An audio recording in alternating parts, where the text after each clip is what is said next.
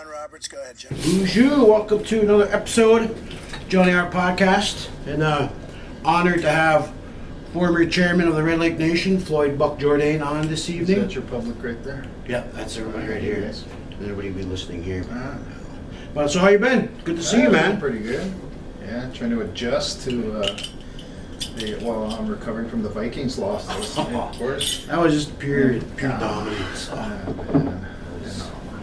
Well, hey, we still got a pretty good shot Oh, yeah. making the playoffs. Easy part of the I think schedule we're now. good. Huh? Yeah, I think we're good. Yeah, I think 11 wins we'll get to the playoffs. Yeah, it's hard being a Vikings fan. Man, I'm a Vikings fan, Timberwolves fan, and a Cubs fan. So I finally won one a couple of years ago. I'm still going off that high. Well, to see the Wolves lost, the Wild lost, the Vikings lost. I fell asleep on the Gophers. I don't even know what happened there. They were playing in some tournament somewhere, Vancouver or something. Oh, really? Yeah. The old man nap turned into my all-night nap. So, That's what I'm starting to. I actually had a nap yesterday before I went on. I had a show. I was watching Netflix. Next thing you know, I caught myself snoring. You know, I sit there, like that. And woke right up and like, oh man. all of a sudden, a snort. I'm getting old, man. I'm getting old. But so how are things? What's new? Too bad. I'm working down at New Beginnings and in Redby. It's I like it. It's been pretty good. Getting a feel for everybody down there and helping them develop some wellness program. Okay. And meeting everybody, and it's fun. Yeah. I was kind of getting more in tune with the culture, and I've been around the drum a lot lately, which is pretty good. Getting me kind of back to my roots. Mm-hmm. That's where I kind of got my start. Yeah. I don't powwow anymore, but it seems like after a while, the only time I really got to sing is like I got a funeral or something. Yeah. It's kind of like that. Feels good to be around the drum. Yeah. Learning a little bit about culture, and hopefully I can get more into language. I've been doing too much of that. So when you were younger, were you like into powwows, like growing up and all that too? I only went to the powwow once a year. Because we had the big 4th of July celebration here. Well, it was a product of I was a kid in the 70s, and then in the 80s as a teenager, and so they used to have the powwows in the corner over here. I think there's a house over here now by the Red Lake Center. And that was the big thing. This was the big place where everybody came. There was before casinos, and so everybody came to Red Lake. There were people be here from Michigan, Canada, Iowa. I know relatives from. I now have relatives like out in Fort Totten, North Dakota, Sisseton. They came here because there was a lot of singers here, and there was a lot of songs. Yeah. So a lot of people would come here. But as a kid, we'd go up to the powwow with my mom, and she always wanted to see the fancy dancers. Didn't matter what part of the powwow we saw, as long as we were there for the fancy dancers. There used to be a lot of fancy dancers around here. I mean, young guys, but it kind of faded away with time. But we'd go up there. We weren't really allowed like now, like to run around, and we had to sit there. We'd go get our little snack or treat or whatever, but we just pretty much had to sit and watch. So, but I remember the drum and some of the songs, and because I had a couple uncles who were singers, and they would travel. They would hitchhike to powwows. Back in the day, not too many people. Not like now. Everybody has a car. Yeah. My grandpa used to take his suitcase and hitchhike down to Oklahoma once a year just to go to about 2 or 3 powwows down there.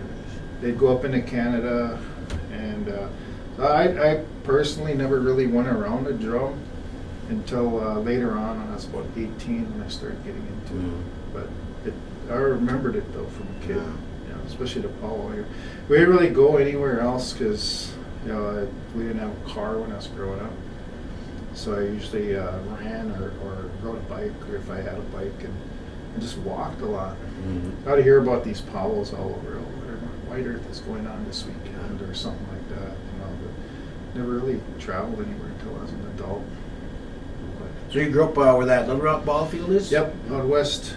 Okay. Yeah. Yeah, my grandma Mary have a Mary Red Eagle. She lived across the way there, maybe a few, not even a quarter mile east Mary. of that. Yeah, Mary Red Eagle, John Red Eagle. There was right across the road from us. There used to be a lady there. Her name was Verna Frog, and she was good friends with my mom. They'd back and forth borrow stuff, and Yeah. because back then we didn't really, we had to make things stretch out. Especially you had like the first of the month. You'd be good for about a week or so, and then there was a lot of us because there was like seven. I grew up 7 kids. I have 5 sisters and 1 brother. Yeah. Well, one of my sisters is deceased now. So, but it would be good for like about a week and a half. Then we'd switch into commod mode, and then there was borrowing. A lot of people borrowed. But then again, back then you seemed to eat more like fish and stuff like that. But she was a really good friend with my mom, and they'd go back and forth. They lived right across. Let me see. I think Thelma Red Eagle has a house there now. Okay. She's deceased now, but that house there, that's where that old lady Verna used to live. Wasn't very many people in Little Rock, but there's not like now. There's people everywhere.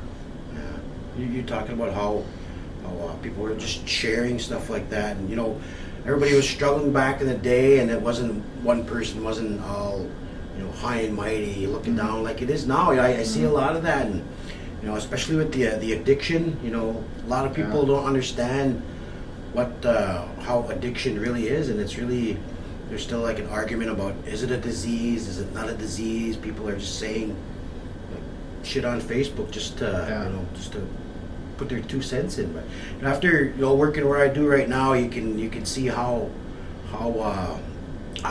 powerful that addiction is, and people can't just, okay, I quit. I think it's like a long process. Like the body needs that, and then they gotta finally slowly, it is possible. I've seen cases close, get their kids back, home, start over again, working. Right. But it is possible. It's just that first step, getting by, and they need the support of the community, and sometimes that's not always there, and that's really what's bringing us down. Yeah, recovery is a lot of work, and there's it's a lot more complicated now because you got so many agencies and programs and courts and all of these things processes you gotta go through. And I sobered up when I was just out of high school, and it was hard for me because there wasn't very many young people that I knew that were into recovery. Yeah. There was some who never tried it, but I didn't really know them. And my reality back then was I didn't see Native culture or ceremonies or sweats or anything.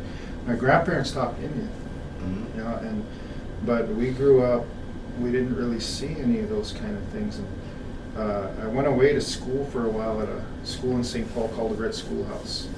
And my mom said, send you down and go stay with your dad. You're starting to raise hell, and you can go stay with your dad. My dad, he left here like in 1975, and he was a counselor down in the cities.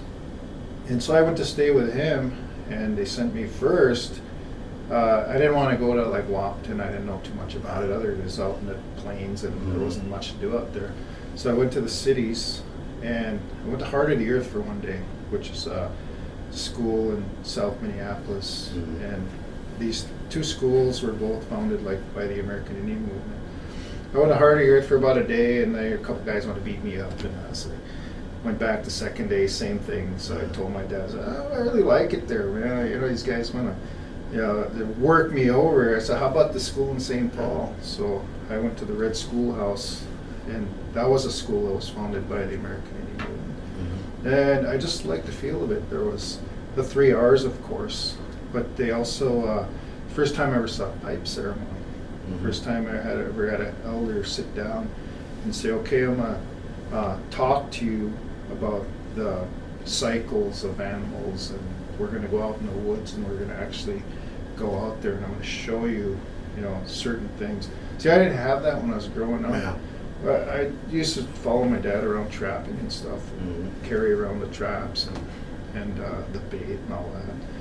But I didn't really have any cultural teachings until I went to the city, which was, here, I just didn't see it. So later on, as an adult, is when I first started to notice those kind of things. There's there was a lot of alcohol, and back then it wasn't like it was now. Now you have the real hard addictions, the meth, the heroin, and all those different things.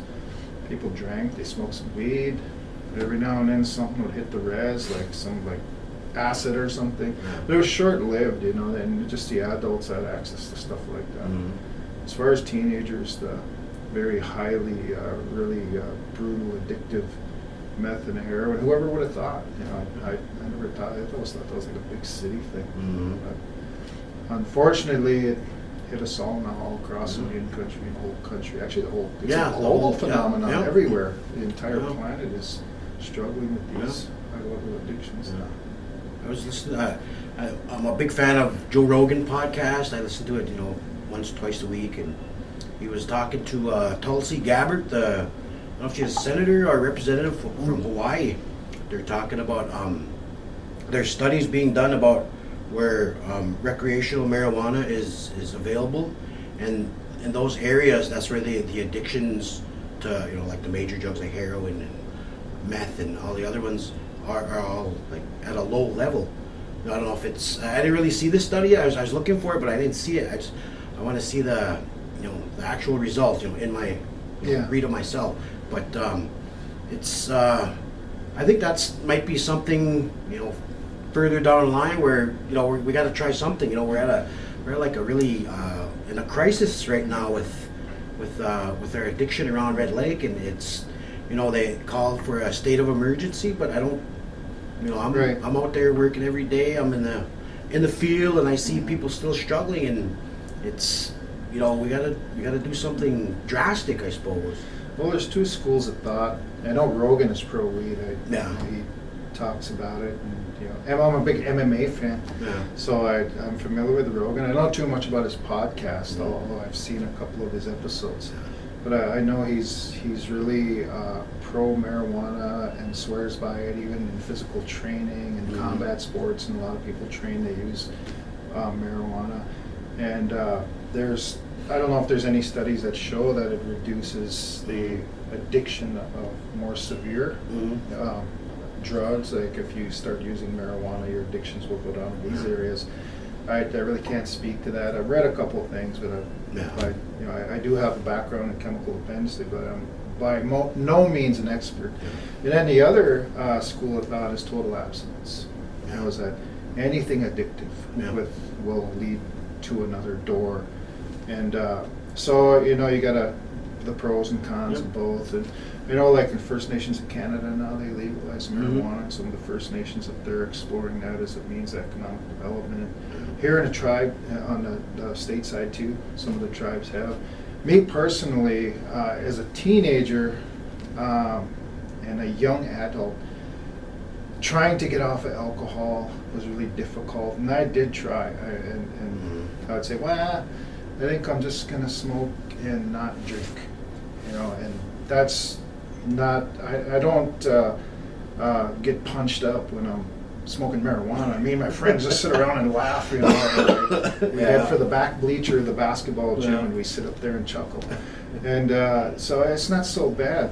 But like I said earlier, wherever I went, where people were smoking, they were drinking too. Yeah. And so there were no circles of people who just exclusively smoked pot. They usually did both. So for me personally, I would cave. I'd just be like, what the hell, give me a... Yeah, so, I can only speak for myself, is that they kind of went hand in hand. So when I got into recovery then, for me it was all or nothing. I was like, I have to be totally abstinent, because for me personally, it's too dangerous for me to do one thing, because I don't want to risk sliding back into the other. Right. So there are others though who swear, they say, hey, I've never axe murdered anybody, on marijuana or swerved into anybody and killed a carload of people. It makes me tired. It makes me hungry. I have a good time and I sleep well. But I do understand totally, how it does help physically. I know people with rheumatoid arthritis, cancer survivors who go through the brutal regimens of chemotherapy and radiation. It helps them. There's people who have sleep deficiencies. Yeah, it helps them sleep better. They're not as nauseous when they're taking medication.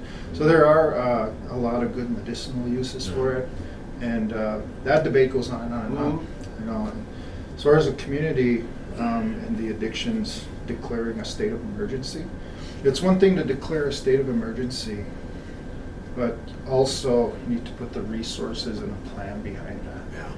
Yeah. Rather than say, hey everybody, we're in emergency status, and then thank you, bye. Yeah. But what does that mean? Yeah, that's. Do you want us to do something about it, or is there a plan that we're going to execute here? Are you going to give us resources to combat this? What is the strategy, leadership? How do we go about? So you addressed the issue several years ago when we had the opiate prescription. There was a scourge of painkillers that were just devastating everywhere. Same thing, declare a state of emergencies, but then the agencies and the people, the professional people, cultural people, educators, all of those people got together and said, okay, well, how are we going to address it then? We're in this state of emergency. We should probably all get together and figure out who's gonna do what, what kind of resources we have, and how we're gonna offset and combat that. Replace the bad with something good, or provide more education, more recreation. How are we going to address the issue of crime? The mental health, suicide. There's a lot of things that factor in whenever addictions are part of the equation and seriously not good. Yeah, that's where I work right now. I'm a child protection case manager, and there are some success stories, but you can see a lot of people are really struggling. They try to reach out for help, and then being from Red Lake, we don't really want to reach out, ask anybody for help and try to do it on our own, and sometimes it's just not the best for some people, and it just I don't know, maybe more people need to be out, experience the everyday life, of the typical Red Laker. Some people don't have lights on in their home, no heat, and it's just really hard to imagine how they're surviving. And like myself, me and my wife, we have foster kids, and we think about what they would be going through if they weren't with us, and it just you worry. Any parent. What's going on out there? There are a lot of successes, though, and I think a lot of times, that's they go unseen or unrecognized, and especially if you work in it. You're around crisis all the time. There's people who have a lot of issues, and you're right there trying to help them, and you get emotionally involved. A lot of these clinical trainings and stuff, they tell you don't get involved to a point where it's going to harm yourself. But the really good ones are the ones who really give a damn, are the ones who say, I just can't really be that way. I care about what happens to this family, and so I'm going to go the extra mile, and I'm going to work with them a little more. And there's a recovery wave happening right now. It's pretty cool. And I'm excited about it. We're having a gathering in Red Lake, January 9, 10, 11, 2019. So everybody out there, if you can make it, come on over to the Red Lake Nation College. And the theme is a return to tradition. And we're basically trying to spread the word of recovery and build those networks. There's a lot of things going on out there right now. I know, here, there's an organization here that's working grassroots called Red Road Warriors. Sober Squad is another one. I think Natives Against Heroin is another one. There's people out there. There's another one in Duluth called Minnow Mikana, which is Good Road. So these are people, a loosely organized groups who are out there promoting recovery and saying, you know, this, we want to overcome that stigma, you know, because if you're in recovery, I know for me, I came back to the community, try to get a job, and try to, you know, people look at you kind of like, well, hey, you know, is that guy who used to be laid out on the road over here in back of town? Yeah. You know, I remember that kid, you know, he stole my beer one time, you know. So, you know, you overcoming that look all the time. or, hey, hide your beer, it goes by. You know, it's, you know, so they, over time, you know, if you get arrested, remember one time I was in the trading post and there was a police officer there, and one who had arrested me when I was a teenager. And he's reading the bulletin board, and I come walking, and they tell you recovery, you know, if you can, try to make amends unless it's gonna, you know, harm them or you or whatever, if it's safe to do so. So I walk up to this cop, and I'm like, hey, man, you know, hey, how you doing? He looks at me, it gives me this, like, what? You know, and maybe he thought, because I think a lot of times they throw you in jail when you're a youngster, you know, you're talking and you're threatening, and, you know, you're carrying on, and, you know, they gotta give you a little mace and slam you in the cell, and so anyway, he said, yeah, what do you want? You've been behaving yourself?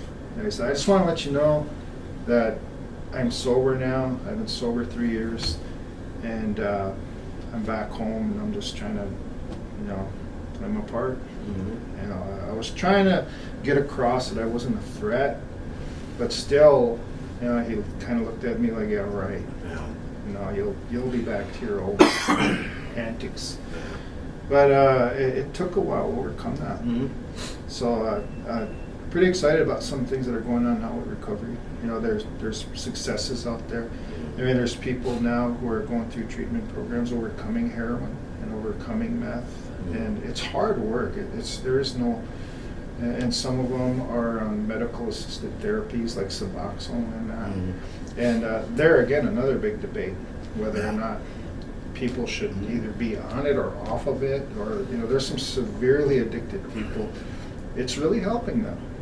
You know, and then there's others who say, I just want to go through the hell of withdrawals, and I don't want to be on anything. So to each his own, whatever works, whatever gets you, you know, gets your life back and your kids back, and gets your job back, you know, whatever works for you. You know.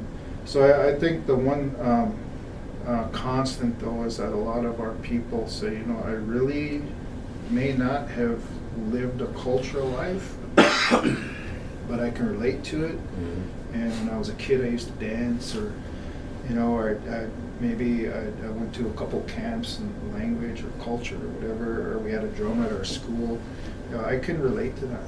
And, you know, I think I want to use that to help me get back on track. So I think that's the kind of the onus of this gathering that's going to happen in January. Get everybody together, and, you know, hey, recovery's a good thing, man. You know, do whatever you got to do to get away from this stuff. That should be a good. So I kind of wanted to get my little pitch in there for. But it's for, man. That's what we're here for.